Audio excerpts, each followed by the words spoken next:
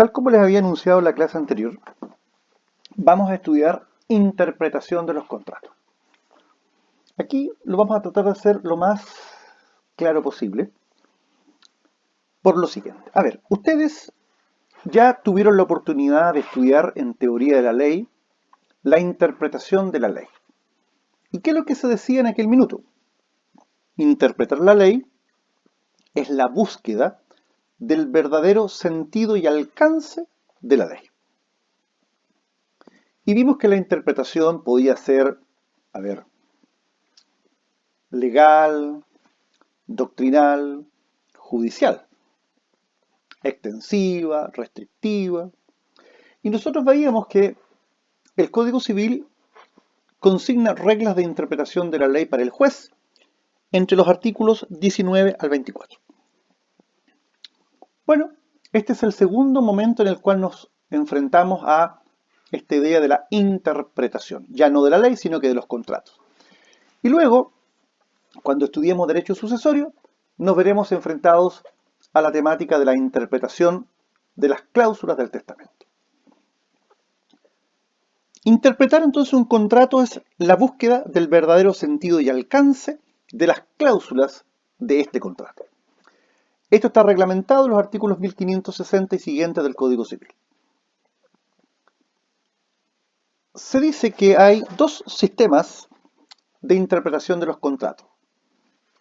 El llamado sistema subjetivo, que es aquel que indaga el sentido y alcance de las cláusulas en la voluntad real de los contratantes. En cambio, el sistema objetivo es aquel que, de alguna manera, busca el sentido y alcance de las cláusulas más bien en las declaraciones que éstas hicieron. Es decir, lo que está plasmado en el contrato, más que en la voluntad de los contratantes. Nuestro Código Civil adopta el sistema subjetivo y lo hace claramente, y lo hace en el artículo 1560 al decir: conocida claramente la intención de los contratantes, debe estarse a ella más que a lo literal de las palabras.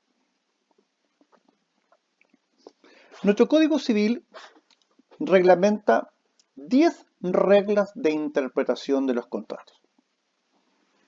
Entre los artículos 1560 y 1566. Está la regla de la intención de los contratantes, la regla de la generalidad, la regla de la efectividad de las cláusulas del contrato, la interpretación conforme a la naturaleza del contrato, la regla de las cláusulas de uso común, la interpretación armónica de las cláusulas del contrato, la interpretación por analogía, la regla de la interpretación práctica o auténtica, la regla de la interpretación por los ejemplos y finalmente la regla de interpretación de las cláusulas ambiguas, que yo entiendo que ya algo dijimos en alguna de las sesiones anteriores. Primero, regla de la intención. Ya leímos la norma. Conocida claramente la intención de los contratantes, debe estarse más a ella que a lo literal de las palabras. Es decir, el juez, cuando ha de desentrañar qué es lo querido por las partes, más que a las palabras, ha de buscar el sentido y alcance en lo que ellos, cuál fue su intención. De alguna manera, se ha de preferir la voluntad real por sobre lo declarado. Ahora, aquí es importante considerar lo siguiente. Esto no significa que nosotros debamos desatender el texto del contrato. Esto no significa que nosotros debamos olvidarnos de lo que el contrato dice o reza. Si lo que nosotros debemos decir es: si las palabras del contrato son claras, no hay inconveniente. Pero en la medida en que de alguna forma las palabras no se concuerden, no se concilien con lo querido por las partes, indudablemente que vamos a tener que recurrir para dilucidar el problema interpretativo a la intención que los contratantes tuvieron en vista al momento de regular su contrato. Ahora, veamos ahora las reglas siguientes. El 1561 nos dice, y vamos a hablar sobre la regla de los términos generales del contrato. ¿Qué es lo que nos dice? Por generales que sean los términos de un contrato, solo se aplicarán a la materia sobre que se ha contratado. Es decir, cuando un contrato es general, es genérico, es amplio, bueno, si nosotros queremos desentrañar el sentido y alcance, vamos a tener que irnos al objeto del contrato. Y a partir del objeto del contrato, nosotros vamos a poder sacar las conclusiones. Por ejemplo, ahí están las láminas. Si se celebra en un juicio una transacción y se coloca la siguiente cláusula: las partes se otorgan el más amplio, completo y total finiquito, y señalan que no hay cuestiones entre ellas, ¿cierto?, a resolver. Bueno, esa es una cláusula sumamente general. El punto es, ¿cómo la vamos a entender? ¿A todos los conflictos que puedan tener esas partes o solo al conflicto que está siendo conocido en ese juicio?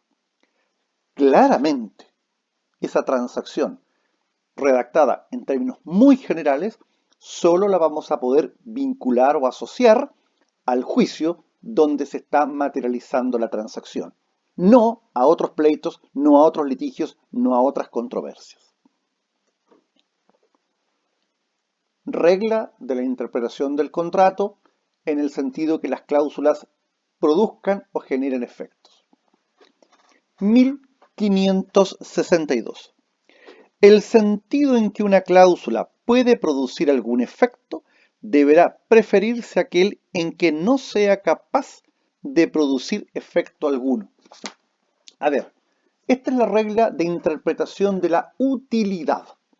O sea, si yo tengo varias alternativas interpretativas, tengo que elegir siempre aquella idea que denote que el contrato va a producir un efecto.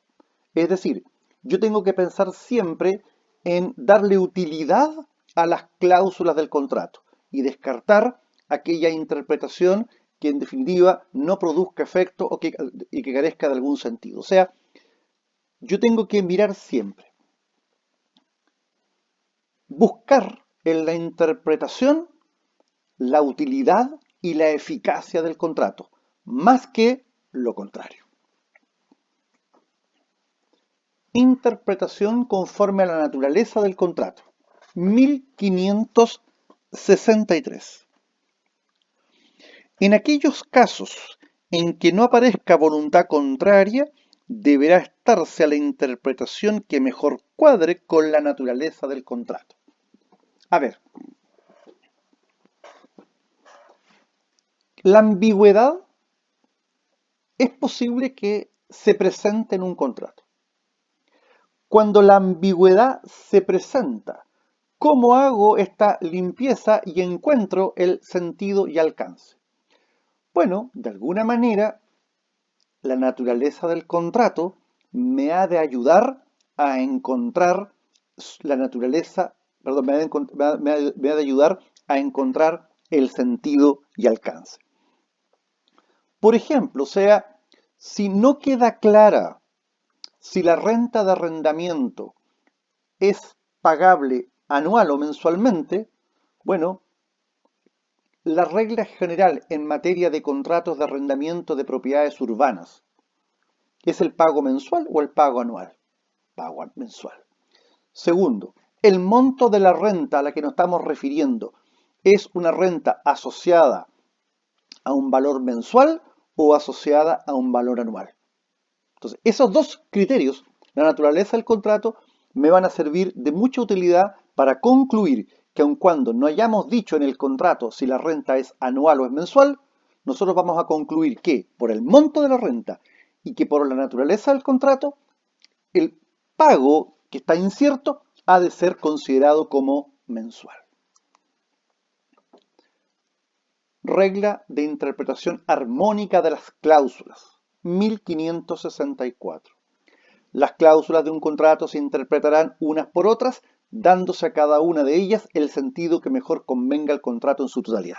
O sea, a ver, el contrato no es una isla, el contrato es un continente. Por lo tanto, yo no puedo pretender encontrar el sentido y alcance de una cláusula si no entiendo que esta cláusula forma parte de un todo. Por lo tanto, el contexto del todo me va a permitir a mí clarificar el sentido de esa cláusula específica.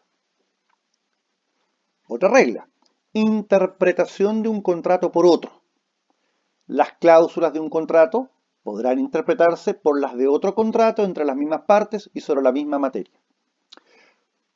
Cuando hay periodicidad de contratos entre las partes, cuando hay lo que se llaman las cuentas corrientes entre contratantes, es claro que las reglas del contrato 2019 me pueden servir a mí de base para aclarar los términos del contrato 2020.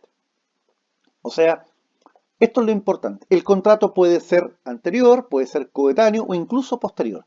Lo interesante es que lo que acordamos en un nexo, en un vínculo, lo podemos utilizar para otro nexo, para otro vínculo o para otro contrato. Después tenemos la regla de interpretación auténtica, que es la aplicación práctica del contrato. ¿Qué dice? Podrán interpretarse por la aplicación práctica que hayan hecho de ellas ambas partes o una con la aprobación de la otra. A ver, ¿de qué estamos hablando acá? Una cosa es lo que decimos en el contrato y otra cosa es lo que hacemos a partir del contrato. Es como si le diéramos aplicación en el derecho civil, patrimonial y contractual del llamado principio de primacía de la realidad. Los que estudiaron derecho laboral sabrán que el derecho del trabajo tiene una serie de principios y reglas. El principio protector, ¿cierto? La regla del indubio properario, la regla de la condición más favorable y, por ejemplo, también está esta regla de la primacía de la realidad. Entonces, si nosotros en la realidad le hemos dado un sentido al contrato, bueno, esa aplicación práctica nos va a servir de base para desentrañar, por ejemplo, la cláusula de un contrato. Y ahí yo les pongo un ejemplo. Imagínense ustedes que en un contrato de arrendamiento establecemos que la renta de arrendamiento debe pagarse dentro de cierto plazo y que si no se paga dentro de cierto plazo, el contrato termina ipso facto. Bueno, resulta que el arrendatario comienza a pagar, pero con atraso. Y el arrendador tolera estos pagos con atraso. Y al cabo de un año, el arrendador dice, ya, es suficiente, no acepto más pagos con atraso. Demanda la resolución.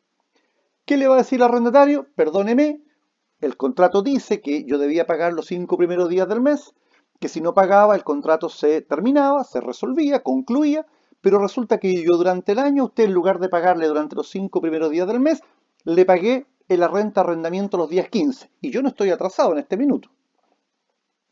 Usted no puede entonces hoy día sostener que de alguna manera el contrato ha de ser resuelto. Por lo tanto, yo me asilo en esta regla de interpretación, que es la aplicación práctica, para sostener que en este caso, de alguna manera, usted mantuvo el asentimiento, el consentimiento en el pago atrasado.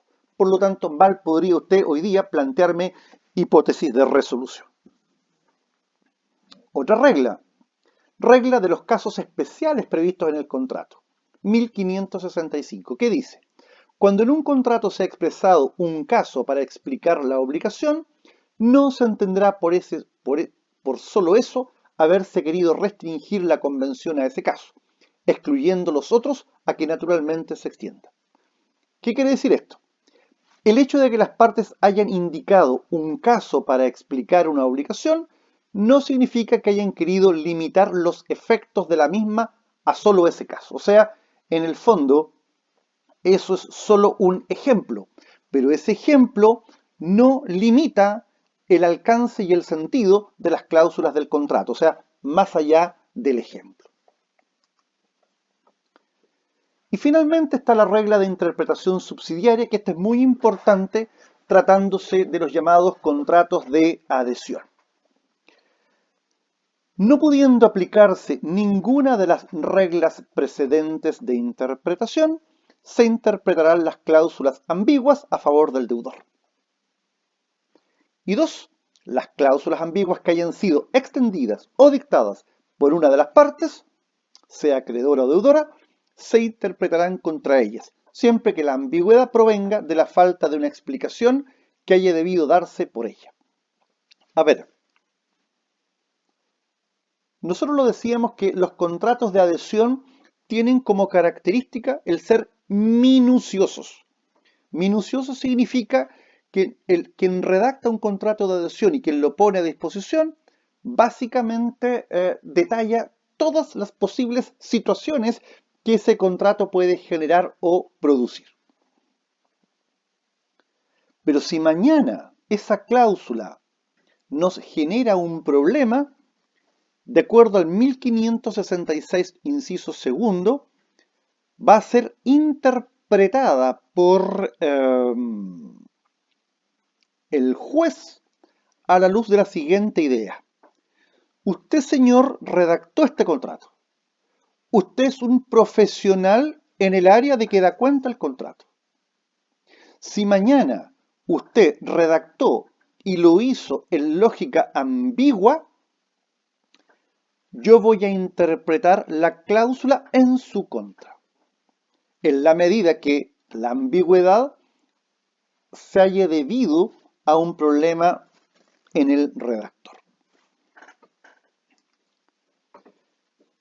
Entonces, como una manera de resumir lo que hemos conversado, la interpretación del contrato es la búsqueda del sentido y alcance de las cláusulas. Nuestro Código Civil recoge el sistema subjetivo en la interpretación del contrato, lo que significa que ha de estarse o ha de buscarse la intención de los contratantes, por sobre la literalidad de lo consignado en el contrato. Hay 10 reglas encaminadas a la búsqueda de ello. Y esas reglas, en definitiva, son las que los jueces van a aplicar para desentrañar el sentido y alcance. Y ahora viene una pregunta. ¿La interpretación de los contratos es un aspecto de hecho o un aspecto de derecho? La interpretación es un aspecto de hecho que es privativa de los jueces del fondo, primera instancia y segunda instancia. Pero en cambio, la calificación jurídica del contrato, es decir, si este contrato es compraventa, arrendamiento, si es permuta o si es promesa, eso es un aspecto de derecho. Por lo tanto, la interpretación de los contratos no es revisable por el recurso de casación en el fondo, en cambio la calificación del contrato sí es revisable vía casación en el fondo por la Corte Suprema, porque habría una errada aplicación del derecho que influye sustancialmente en lo dispositivo del fallo. Y ya estamos terminando nuestro aspecto general de los contratos con la disolución. ¿Cómo se disuelven los contratos? Bueno, los contratos se pueden disolver por mutuo acuerdo o por causas legales. Y con carácter excepcional por voluntad unilateral. Acuérdense que el 1545 nos dice, ¿qué nos dice? Todo contrato legalmente celebrado es una ley para los contratantes y no puede ser invalidado sino por mutuo consentimiento o por causas legales. Por lo tanto, la voluntad unilateral es una regla de excepción a la disolución de los contratos. Y aquí vamos a hacer una especie de repaso también genérico sobre las causales de disolución de los contratos. Primero tenemos el mutuo acuerdo. Y nosotros sabemos que el mutuo acuerdo es la resciliación reglamentada en el artículo 1567, inciso primero. ¿Cuál es la clave de la resciliación? Ya lo dijimos, es la existencia de obligaciones pendientes, porque se deja sin efecto lo pendiente y no puede dejarse sin efecto lo que ya está extinguido, lo que ya está cumplido. Y están las causas legales. Por ejemplo, la nulidad. Por ejemplo, la resolución. Por ejemplo, la imposibilidad de ejecución. Por ejemplo, la muerte de una de las partes en los contratos intuito persona. La llegada del plazo extintivo y también el resto de los modos de extinguir las obligaciones. Con esto entonces concluimos el marco general de los contratos y vamos a comenzar el estudio de los contratos de manera ya pormenorizada, de manera mucho más detallada. Y esto un poco es la esencia de nuestro curso, que vamos a estudiar la promesa, la compraventa, la permuta, la cesión de los derechos, el arrendamiento, el mandato, la hipoteca, la prenda, la fianza, el mutuo, el comodato y la transacción. Y vamos a hacer algunas referencias a otros contratos. Vamos entonces primeramente con la promesa.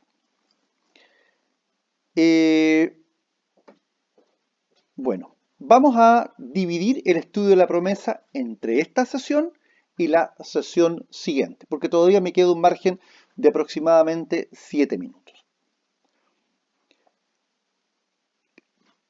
Tal como les señalé, y lo reitero en esta clase, les pido por favor que cuando estudiemos un contrato en específico, ustedes se lean los formatos que yo les remití. ¿Por qué razón? Porque esos contratos se entienden formar parte de la materia del curso. Por lo tanto, no me digan después, no tuve tiempo para leer, no alcancé a leer, lo miré, pero no. No. A ver, los contratos aquí la materia, o sea, la ley, la materia y el formato de contrato forman un solo todo. O sea, yo no puedo entender un contrato si no conozco la ley que reglamenta el contrato, si no conozco doctrinaria y jurisprudencialmente cómo opera el contrato y si además no sé cómo es en la realidad un contrato. Así que por favor les pido que lean los contratos para que no me estén diciendo después, oiga, sabe que no tuve tiempo. ¿Qué es el contrato de promesa? Yo les transcribí en los apuntes una definición del profesor Fernando Fuello Laneri, que nos dice que la promesa es un contrato preparatorio general por el cual una parte o ambas se obligan a celebrar otro que ha de ser legalmente eficaz y que se especifica de momento, por lo menos en sus elementos esenciales, estipulándose al propio tiempo un plazo o una condición, o ambos a la vez, que fijen su futuridad y concediendo la ley los medios judiciales eficientes para su ejecución forzada. Ese es el contrato de promesa. ¿Qué caracteres presenta la promesa? Primero, es un contrato. ¿Por qué es un contrato? Porque genera derechos y obligaciones. ¿Para quién? Para las partes. Los promitentes. Los promitentes. Aquellos que van a celebrar en el futuro el contrato definitivo. Segundo, es un contrato principal, pues subsiste por sí mismo sin necesidad de otra convención. 3. Es un contrato preparatorio. ¿Cuál es su objetivo? La preparación para celebrar en el futuro un contrato. 4. es de aplicación general. ¿Qué significa esto? Que mediante la promesa se puede prometer la celebración de cualquier contrato futuro, en la medida que no sea un contrato que la ley declara como ineficaz. Por lo tanto, el contrato de promesa no está limitado solo a la promesa de la compraventa. Puede haber promesa de arrendamiento, promesa de mandato, promesa de mutuo. Y de hecho les envié a ustedes un formato que está en PDF de la promesa de celebrar en el futuro un contrato de sociedad si es que me adjudico una concesión de obra pública. Por lo tanto, yo puedo participar en la concesión de una obra pública y comprometerme a que si me la adjudico, ese negocio lo voy a llevar adelante a través de una sociedad, a la cual van a estar integrados tales o cuales personas. Por lo tanto, la promesa no es un contrato que se restrinja solo a la compraventa. La promesa es un contrato de aplicación general. Yo he redactado promesas de arrendamiento, he redactado promesas de sociedad y he redactado promesas de mandato. O sea, eso es perfectamente posible, se puede. La ley lo posibilita.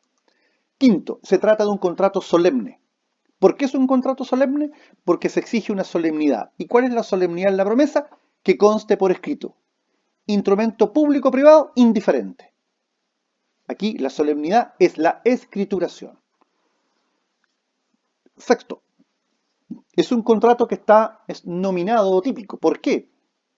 Porque lo regula el Código Civil. ¿Dónde? En un artículo. ¿Cuál? 1554. 7. Es un contrato por regla general bilateral y oneroso.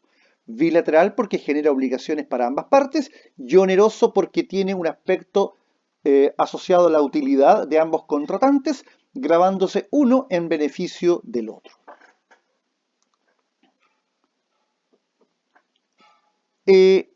Con respecto a este requisito, cuando nosotros decimos es generalmente bilateral, se ha presentado en doctrina una cuestión que hoy día está más o menos clara, que es si tienen o no tienen valor los contratos, la denominada promesa unilateral de celebrar un contrato uni o bilateral.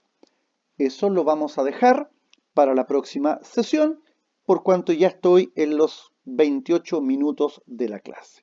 Muchas gracias, nos estamos viendo en unos minutos.